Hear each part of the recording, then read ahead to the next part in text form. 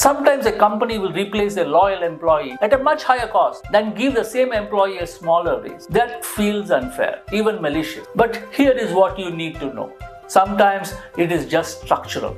And if you don't understand why it happens, you will never know what to do about it. Hi, I am Venkatachalam Vishwanathan, author of The Relevance Trap, a book about why hard-working professionals slowly become invisible inside organizations. This video was triggered by a post on LinkedIn. It stated, I was denied a 10% raise, but the organization later replaced me by paying someone else nearly double. It seems that this is far more prevalent than I earlier thought, judging by the hundreds of supporting comments. Why does this happen? Is it malice, politics, disloyalty? This is actually one of the core ideas behind my upcoming book, The Relevance Trap. You may be surprised to know that many times the reason is entirely structural. You may just be trapped. Let me explain further. Before we decide that this is unfair, let's look at what actually happened. The company went ahead and hired someone new at nearly double the cost to do essentially the same role. At the same time, it denied even a modest raise to the longer tenured, more experienced employee who had already been doing that job reliably for years. On the surface, this feels irrational, even insulting. But here is what many employees fail to understand. The real issue is something else entirely. The company is not merely deciding whether to pay you more, it is deciding whether to see you differently. And that is where the real problem begins. Because once an organization has mentally fixed you in a certain role, your performance may protect your job but may not improve your perceived value. You are no longer being prized as possibility, you are being valued for continuity. The new person, however, is different, not necessarily better. He enters with something the organization is willing to pay more for. It is not only skills, not only experience, but imagination. The imagination of future value. I call this the settled identity problem. Once the organization has settled your identity, it stops asking what else you can become. It only asks how long you can continue doing what you already do well. So how do we break free from this problem? There are several things you can do, and the most important is this. You must move from being useful in the present to being visible for the future. You must stop being seen only as the person who holds the system together. You must start being seen as someone who can shape what comes next. First, stop asking only for recognition of past work. Start creating evidence of future value. In your next review, meeting or discussion,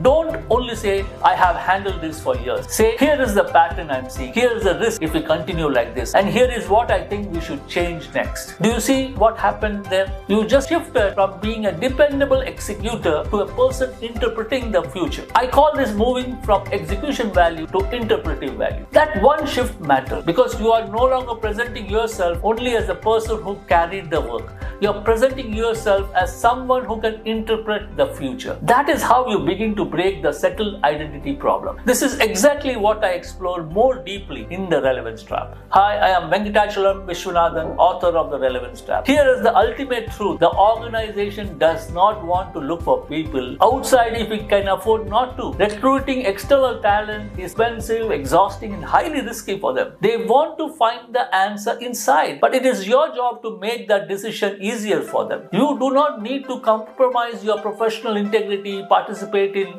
political theater, or chase influence through corporate psychophancy.